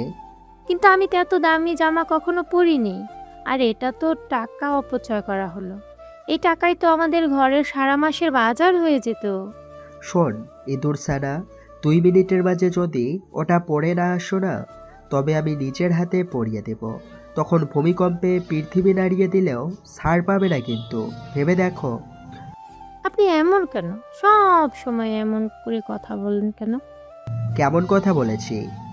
যে খোঁচা মেরে কথা বলেন সব সময়। তুমি খোঁচা খাওয়ার কাজগুলো করা বন্ধ করে দাও, আমি খোঁচা মেরে কথা বলা বন্ধ করে দেব। তেরা জবাবের পরিপ্রেক্ষিতে ঠাস করে তার মুখের ওপর দরজা বন্ধ হয়ে গেল। আশরাফ এবার নিজের কাজে মনোযোগ দেয়। সকাল 9:35। গাড়ি ভার্সিটির সামনে আসতেই আশরাফ সিট বেল্ট খুলে মৃন্ময়ীর কাছে চলে আসে। আচমকা মুখের ওপর চলে আসে মৃন্ময়ী হকচকায়। তড়িৎ গতিতে বলে, কি করছেন? চুমু খাচ্ছি। মৃন্ময়ী ঠোঁটে ঠোঁট চাপল রাগে। আশরাফ এগিয়ে এসে মাথার ওড়না আরো ভালো করে টেনে টুনে দিল। পুরো মুখটিতে চোখ বুলিয়ে তার দৃষ্টি আটকে যায় ঠোঁটে। ঠোঁটে দুটো কৃত্রিম গোলাপি দেখাচ্ছে। সে ক্রুদ্ধ দৃষ্টি নিক্ষেপ করে মৃন্ময়ীর দিকে। বুড়ো আঙুল দিয়ে ঠোঁটের লিপ বাম মুছতে মুছতে রাগান্বিত গলায় বলে, ঠোঁটে এগুলো কি লাগিয়েছো? হ্যাঁ, ভার্সিটিতে পড়তে যাচ্ছ নাকি ফ্যাশন দিতে যাচ্ছ? আমি তো সব সময় এগুলো দিই। আপনি এর আগে তো কখনো কিছু বলেননি যে এগুলো দেয়া যাবে না। আশরাফ থতমত খায়। আগেও এগুলো দিত, তখনও তো এত চোখে বাঁধেনি। সে গম্ভীর গলায় বলে, আমার সামনে ভূত সেজে বসলেও আমি কিছু বলবো না, কিন্তু পরপুরুষের সামনে লিপ বাম দিলেও লিপ বাম জ্বালিয়ে দেব। তাই এগুলো দেবে না, ভেসলিন দেবে, ওটা ভালো, ঠোঁট ময়েশ্চারাইজ করে। স্বামী ব্যতীত অন্য কোনো পুরুষের সামনে সাজগোজ করলে আল্লাহ পাপ দেয়, পাপ, বুঝেছো? আর এগুলো দেবে না। মৃন্ময়ী অতিষ্ঠ ভঙ্গিতে মাথা নেড়ে সায় জানায় আশরাফকে। তপ্ত শ্বাস ফেলে বলে, এখন যাই, ক্লাস শুরু হয়ে যাবে। ও হ্যাঁ হ্যাঁ, যাবে, দাঁড়াও। আশরাফ তড়িঘড়ি করে বলল। বলেই সে একটা জুসের বোতল এগিয়ে দিল। এটা নাও, একদম ফরমালিন ছাড়া বেদানার জুস। আশ্রমের বাচ্চাদের বাজারের জুস বলে হাতে বানানো পিওর জুস খাওয়ানো হয়, সেখান থেকে এনেছি। একটু পরপর খাবে, ফল খাও, শক্তি বাড়াও, মনে আছে তো? আর এটা বাটার বান, ক্ষুধা লাগলে খাবে, এটার ভেতর অনেক বাটার রয়েছে, ভালো লাগবে খেতে। বান্দরবানের সবচেয়ে বড় মিষ্টির দোকানে এটা তৈরি করে, আর কোথাও পাওয়া যায় না। মৃন্ময়ী অবাক পানে তাকিয়ে থাকে আশরাফের দিকে, বলে, আমি কি বাচ্চা মানুষ যে স্কুলে যাওয়ার সময় টিফিন দিয়ে দিচ্ছেন? যেটা বলছি সেটা করবে, না করলে কিন্তু সালিশি ব্যবস্থা করব। বিরক্তিতে বর্গীয় শব্দ উচ্চারণ করে মৃন্ময়ী আশরাফের কথায়। আশরাফ ডোর লক খুলে দিয়ে বলে, কোনো কম বয়সী জোয়ান ছেলে কিংবা টিচারদের দিকে তাকাবে না। স্বামী বুড়ো হোক আর যাই হোক, সে স্বামী হয়, বুঝেছ? বকা দিলেও স্বামী দেবে, ভালোবাসলেও স্বামী বাসবে। একটা মেয়ের জন্য স্বামী হলো পূজনীয়। ক্লাস শেষ হলে ওই গেটের বাঁ পাশে দাঁড়িয়ে থাকবে। মৃন্ময়ী হেসে ফেলে আশরাফের কথায়। লোকটা এখনও মানতে নারাজ তার ইঁদুর ছানা তাকে ভালোবাসে। সে সিট বেল্ট খুলে আশরাফের দিকে এগিয়ে গেল। আশরাফ ভ্রু নাচিয়ে জিজ্ঞাসা করে, কি? আপনার ইঁদুর ছানার দৃষ্টিতে আপনি ব্যতীত আর কোনো পুরুষ আটকাবে না। তার কাছে তার সব কিছু আপনি, এবং সবচেয়ে সুদর্শন ব্যক্তি। সাবধানে যাবেন। বলেই সে বেরিয়ে পড়ে। আশরাফ মৃদু হেসে গাড়ি স্টার্ট দিল। যতটা স্পিড বাড়ানো যায় বাড়ালো। দুলাভাই এসেছে থেকে মেহমানের তলব করছে, এতটুকু নিশ্চিত সামনে অশনি ধেয়ে আসছে। সে জানতো এমন একটা দিন আসবে তার কাছে সিয়াসার খুশি সবার আগে। বোনের এই একটা স্মৃতি তার জীবন, তার কাছে সব কিছুর ঊর্ধ্বে। সেই ভালোবাসার দায়ে সে দুলাভাইকে এমনকি বাসার কাউকে এখন পর্যন্ত দর্পণের কথা বলেনি। তবে এবার যেন সময় ফুরালো, তপ্ত শ্বাস ফেলে আবারও মনোযোগ দিল ড্রাইভিংয়ে। সিয়াসার খুশির চেয়েও তার সুস্থতা বেশি গুরুত্বপূর্ণ। গর্ভাবস্থার 33 সপ্তাহে ডায়ালেশন শুরু হয়েছে সিয়াসার এক পেশেন্টের। এই কারণেই তাকে তাড়াতাড়ি হাসপাতালে আসতে হয়েছে। এমার্জেন্সি সি সেকশন করতে হয়েছে। প্রিম্যাচিউর বেবি, তাই 10 দিন অবজারভেশনে রাখতে হবে।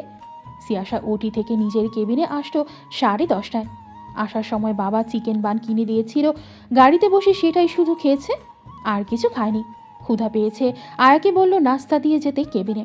একটু পরে আবার কতগুলো আল্ট্রাসোনোগ্রাফি করতে হবে। নাস্তা করতে করতে সে দর্পণকে ফোন দেয়। পাশার লোকটা তাকে যেন তেন ভাবে ইগনোর করছে। গতকালও খুব কম কথা বলেছে, যতটুকু বলেছে তাও উল্টাপাল্টা কথা বলেছে। বাকি পথটুকু শুধু তাকে দেখেই গিয়েছে। জীবনের সবার কাছে ফার্স্ট প্রায়োরিটিতে থাকা মেয়েটির কাছে এই অবহেলা সহ্য করার ক্ষমতা নেই, তাও যদি হয় প্রেমিক পুরুষের থেকে। বিশালাকার আলিশান ফ্ল্যাটটির কোনায় কোনায় নিস্তব্ধতা, একাকিত্বতা, শূন্যতার আধিপত্য। দানবাকৃতির কামরাটির দানবাকৃতির বিছানায় বেহুশের মতো শুয়ে আছে দর্পণ। এসির শাঁসা শব্দ ভেসে আসছে। বলিষ্ঠ দেহটি কাঁপছে শীতে, তবু এসি বন্ধ করার ক্ষমতাটুকু নেই। গতকাল তাৎক্ষণিক ঔষধের প্রভাবে গভীর ক্ষত রুহ কাঁপিয়ে তোলা ব্যথা অনুভব করতে না পারলেও আজ যেন তা পুরোপুরি কাবু করে নিয়েছে বলিষ্ঠ দেহের শক্তি সামর্থ্যবান পুরুষটিকে। অনেকক্ষণ যাবৎ কামরার নিস্তব্ধতা ভঙ্গ করে চলেছে মানব তৈরি যন্ত্রটি। লাগাতার শব্দ দূষণে যে ভেসে আসছে কারো সুমধুর কণ্ঠ। অবচেতন মনে ওই নারীটির কণ্ঠ ছাড়া আর কিছুই আসছে না। দর্পণের হুঁশ ফিরে ধীরে ধীরে বহু কষ্টে নিজের চোখ দুটো খুলতে সফল হয় দর্পণ। চেতনা মস্তিষ্ক কাজ করছে না। সে কোথায় আছে, কেন আছে, চারিদিকে এত অন্ধকার কেন? 10 মিনিট পর ধীরে ধীরে চেতনা ফিরে পায় দর্পণ। উবু হয়ে শুয়ে আছে, ফোনের রিংটন বাজছে। নাড়াচাড়ার বিন্দুমাত্র শক্তি দেহে না থাকায় ওভাবেই পড়ে রইল। দেহের একটা কোষ সহ চোখের পাতায় পর্যন্ত অসহনীয় ব্যথা। চোখ খুলে রাখতে পারছে না। এমন সময় কে ফোন দেবে? পার্সোনাল ফোন বাদে সব ফোনগুলো তো বন্ধ। সিয়াসা ব্যতীত আর কারোর কাছে তার পার্সোনাল নাম্বার নেই। দেহে একটু শক্তি সঞ্চার হয়। মেয়েটির একটু সান্নিধ্যের প্রচুর প্রয়োজন বোধ করলেও মুখ পর্যন্ত আসতে দেয় না সেটি। তার থেকে দূরত্ব মেয়েটির জন্য মঙ্গলজনক। তবু ওই কণ্ঠস্বর শোনার লোভ সামলাতে পারল না। নিভু নিভু চোখে হাত বাড়িয়ে ফোনটা তোলে। ফোনের আলো ঠিকরে বেরোতেই সে চোখ বন্ধ করে নেয় চোখের ব্যথায়। সিয়াসার ভ্রু কুঁচকে যায় দর্পণের এমন করায়।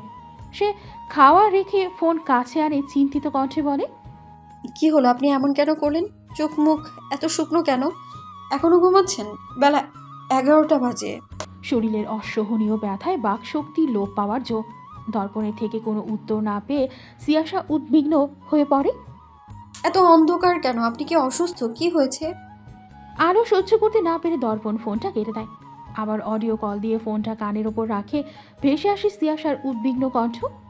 রুক্ষ শুষ্ক খড়খড়ে ওষ্ঠপুটে দুর্বল হাসি ফুটে ওঠে। কি হলো? কথা কেন বলছেন না? কি হয়েছে? দর্পণ মৃদু স্বরে বলল, got some fever, nothing serious, don't worry. Doctor দেখিয়েছেন? ক্যান্টনমেন্ট থেকে সকালে ডাক্তার এসেছিল। ও আচ্ছা, আমি আসি। নো, তোমার আসার দরকার নেই। একটু জ্বর এসেছিল, বিকালের মধ্যেই ঠিক হয়ে যাবে। অপর পাশ থেকে কোনো উত্তর আসলো না। দর্পণও আর কথা বলতে পারে না। ফোনটা কেটে দেয়। মিনিটের মাঝেই ঘুমে তলিয়ে যায়। ফ্যাচ ফ্যাচ করে কাদার শব্দ কানে আসতেই দর্পণের কান সচকিত হলো। ঘুম ছুটে যায়। ব্যথাতুর দৃষ্টি এদিক ওদিক নিক্ষেপ করতেই পিঠের গজ কাপড়ে টান পড়ে অসহনীয় ব্যথায় সে চোখ মুখ কুচকে ব্যথাতুর শব্দ করে উঠল। তৎক্ষণাৎ ভেসে আসলো কান্নারত শব্দ। আর একটু আর একটু হয়ে গিয়েছে, আমি ধীরে ধীরে করছি। বলেই সিয়াসা জোরে জোরে ফু দিতে লাগলো পিঠের আঘাতপ্রাপ্ত জায়গাটিতে। দর্পণ অবাক হয়ে ঘাড় ঘুরিয়ে তাকায় হাঁটু গেড়ে বসা কান্নারত শাড়ি পরিহিতা মেয়েটির দিকে। চোখ মুখ লাল বানিয়ে ফেলেছে, তবুও কাঁদছে। সে গম্ভীর জড়ানো গলায় শোধায়, তুমি এখানে কেন? আসতে বারণ করেছিলাম না আমি? সিয়াসা জবাব দেয় না, নিজ কর্মে ব্যস্ত। পিঠের ব্যান্ডেজ পরিবর্তন করছে। রক্তাক্ত গজ কাপড়টা ডাস্টবিনে ফেলতেই সে আরও ফুপিয়ে উঠল। 1.5 ইঞ্চির মতো ছুরি দাবিয়ে দেওয়া হয়েছে, লম্বা আঘাত। রক্তাক্ত মাংস হা হয়ে আছে। তীর করে কাঁপতে শুরু করলো ওষ্ঠদয়। ধীরে ধীরে সেই জায়গাগুলোতে অয়েন্টমেন্ট লাগিয়ে ব্যান্ডেজ করে দিতে লাগলো। কাজ টাজ ফেলে ছুটে এসেছে। জ্বরে একা সারাদিন না খেয়ে পড়ে থাকবে ভেবে এসেছিল, কিন্তু এসে দেখে পুরো পিঠ সহ ডান হাত ব্যান্ডেজ করা, যেগুলো রক্ত ভিজে উঠেছিল। নিজেকে ধরে রাখতে পারেনি। দর্পণ নামক রোগীর কাছে সিয়াসা নামক স্ট্রং ডাক্তারটি বড্ড দুর্বল। দর্পণ দীর্ঘশ্বাস ফেলে ওঠার চেষ্টা করলেও ভেসে আসলো কান্নারত শাসানো কণ্ঠস্বর, খবরদার, নলি কিন্তু মেরে ফেলবো এই ব্যথা জায়গায় আবার ব্যথা দিয়ে। দর্পণ দুর্বল হেসে উঠল। সিয়াসা নিজের মতো করে কান্নারত গলায় বলতে শুরু করে, এর জন্যই গতকাল ড্রাইভ করতে চাননি তাই না? আমাকে একটু বলা যায় না? পিঠের এই অবস্থা নিয়ে মানুষ আইসিইউ থেকে 2 সপ্তাহে বের হয় না, আর উনি ফ্রেম করতে গিয়েছে। পিঠের একটু জায়গা বাকি নেই যেখানে দাগ নেই। এমন কাজ কেন করতে হবে? করার দরকার নেই। আমায় যেমন রাখবেন আমি তেমনটাই থাকবো। তবুও এইসব প্রাণঘাতী চাকরি করার কোনো দরকার নেই। আমি ইনকাম করে খাওয়াবো আপনাকে, ছেড়ে দিন না আপনি প্লিজ। হঠাৎ করেই নিস্তব্ধ ঘরের নিস্তব্ধতা ভাঙে দর্পণের উচ্চস্বরের হাসিতে। শুয়ে শুয়ে হাসছে সিয়াসা, অসহায় দৃষ্টিতে তাকায়। তার কোনো কথা কখনো কানে তোলে না লোকটি। দর্পণ হাসতে হাসতে তাকায় চিন্তায় আচ্ছন্ন মুখটির দিকে। রাজ্যের মায়া ওই মুখটিতে তার জন্য কাঁদছে। ভাবতেই শরীরের অর্ধেক ব্যথা যেন ফিকে হয়ে আসত। সিয়াসা ব্যান্ডেজ করে দিয়ে চোখ মুখ মুছে উঠে দাঁড়ায়। দর্পণের সামনে বেড আঁকড়ে মেঝেতে বসলে সরু ওই চোখ দুটো নিবদ্ধ হয় তার উপর। দর্পণ মৃদু হেসে সিয়াসার এক হাত টেনে নিজের গালের নিচে চেপে ধরে হাতের উপর চোখ বন্ধ করে শুয়ে থাকে। গায়ের অসহনীয় উত্তাপ অনুভব করতে পেরেই সিয়াসার বুকের ভেতরটা মুচড়ে উঠল। পৃষ্ঠদেশ পুরো রক্তাক্ত ক্ষতবিক্ষত, সাথে এমন হাড় কাঁপানো জ্বর লোকটা বেঁচে আছে কি করে? অস্থিরভাবে 2 হাতের আজদায় পুরুষালী মুখটি ছুঁয়ে দিতেই শব্দ করে কেঁদে উঠল সিয়াসা। এতটা অসুস্থ অথচ তাকে একবার মুখ ফুটে বলেনি। দর্পণ নিবু নিবু চোখ মেরে তাকায়। নরম হাতটা আরেকটু শক্ত করে আঁকড়ে ধরে মৃদু কণ্ঠে শুধায়, ডাক্তাররা কখনো রোগীকে দেখে কাঁদে? এই রোগী যে ডক্টরের ব্যক্তিগত রোগী। এত কান্না করে না। এর থেকে গভীর ক্ষত নিয়ে একা একা থেকেছি, তখন কিছু হয়নি। আর এখন তো ব্যক্তিগত ডাক্তার সাথেই রয়েছে, আরও তাড়াতাড়ি সুস্থ হয়ে যাব। সিয়াসা শোনে না, কান্নারত জেদি গলায় বলে, আমি আজকেই পাপাকে সব বলে দেব, আপনার কাছে চলে আসবো আমি। Then it will be our last meeting. সিয়াসার কান্না থেমে যায় দর্পণের কথায়। লোকটির থেকে দূরত্ব বাড়বে এমন কিছু করা তার দ্বারা সম্ভব হবে না।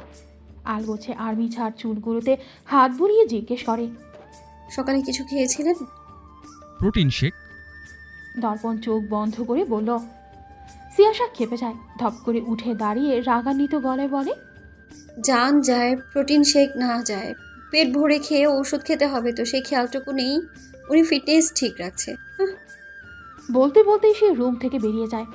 আবার সাথে সাথে ফিরে এলো রুমে এসি বন্ধ করে বলে, শুয়ে থাকুন, আমি কিছু রান্না করে আনছি, খেয়ে ওষুধ খাবেন। রান্নাঘরে যেও না শিয়া। দর্পণ দুর্বল গলায় বলে উঠল। মেয়েটি ততক্ষণে বেরিয়ে গিয়েছে। অগত্যা নিজের ব্যথাতুর দেহ টেনে তুলল দর্পণ, কিন্তু উঠে দাঁড়াতেই চারিদিকে অন্ধকার হয়ে আসলো।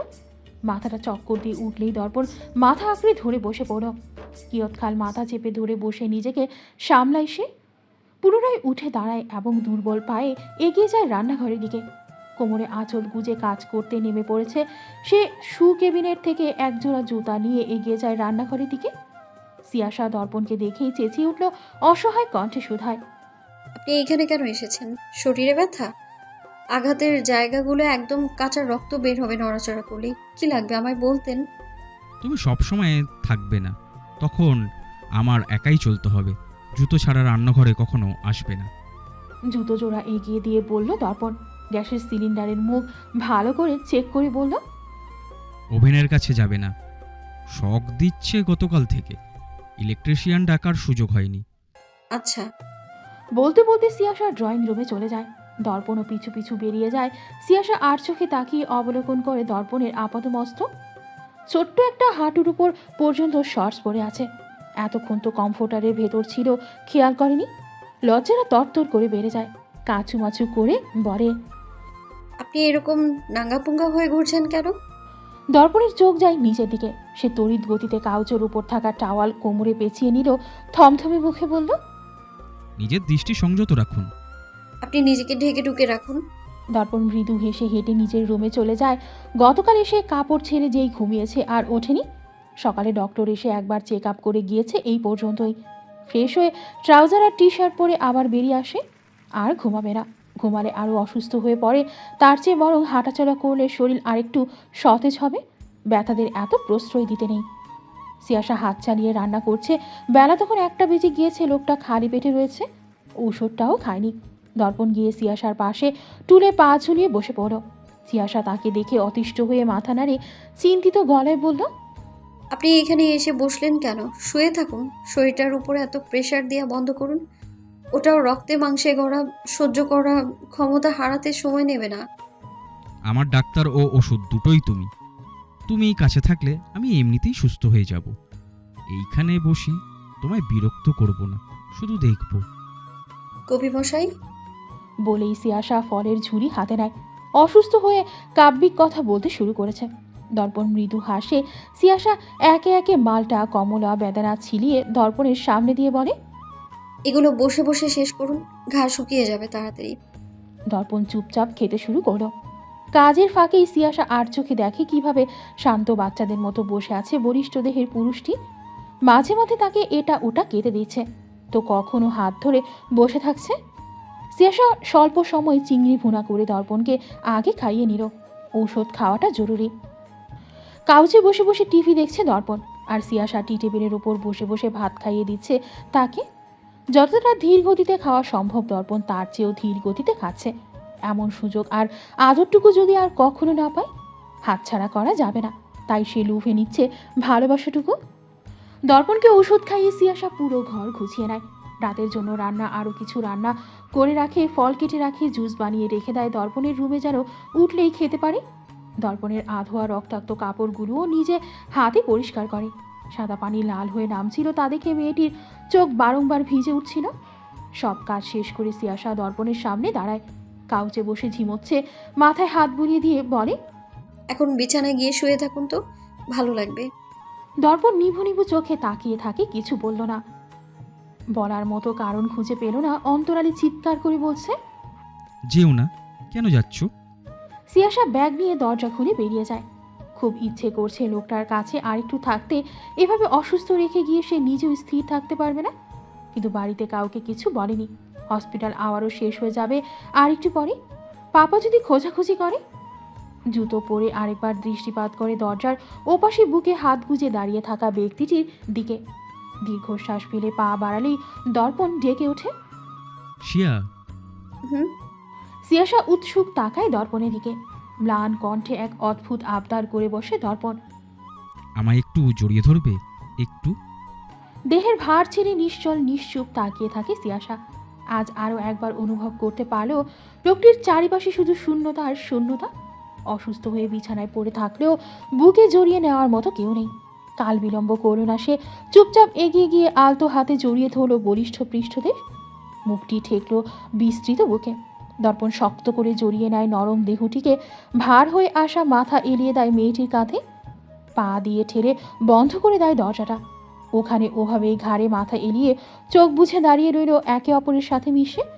ঠিক কতটা সময় এটি গণনা করার প্রয়োজনীয়তা কেউ বোধ করল না। ঘন পল্লবে অশ্রু জমে তীর তীর করে কেঁপে উঠল ওষ্ঠদয়।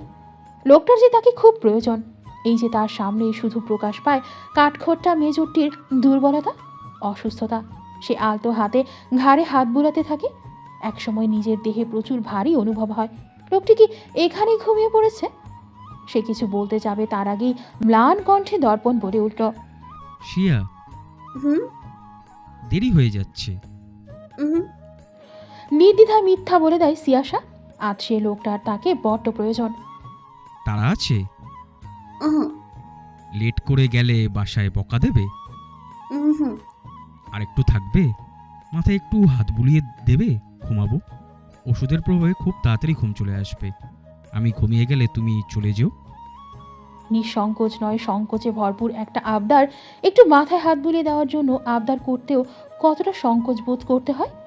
মা বাবা পরিবার থাকলে বুঝি এত সংকোচ করা লাগতো? সিয়াসার চোখ পানি ছেড়ে দেয়, ফ্যাসফ্যাসে গলায় বলে, ঘরে চলুন, এখানে বসে দিলে আমার পা ব্যথা হয়ে যাবে। সিয়াসার হাঁটতে হয় না। কাঁধে মাথা রেখেই লোকটি তাকে দু হাতে জাপটে শূন্যে তুলে ঘরের দিকে হাঁটা শুরু করে। সিয়াসার কোলে বালিশ রেখে তাতে মাথা রেখে বেঘুরে ঘুমাচ্ছে কাঠখোট্টা মেজরটি। এই অসুস্থ মেজরের সাথে গম্ভীর ওই মেজরের বিরল পার্থক্য। এই মেজরটি শুধুমাত্র সিয়াসার দর্পণ ঘুমিয়ে গেলেও সিয়াসা যায় না, ঠিক ততক্ষণ থাকে যতক্ষণ না দর্পণের ঘুম ভাঙে।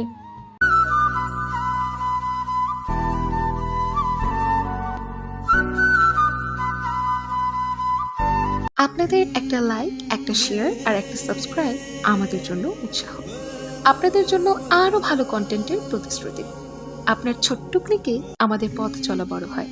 আপনাদের পাশে পেলে আমরা পারবো আরো অনেক কিছু। তাই দেরি না করে এখনই এক্সট্রিমার্স লাভ স্টোরি চ্যানেলটি লাইক দিন, শেয়ার করুন প্রিয়জনের সাথে, আর সাবস্ক্রাইব করে থাকুন আমাদের সাথে।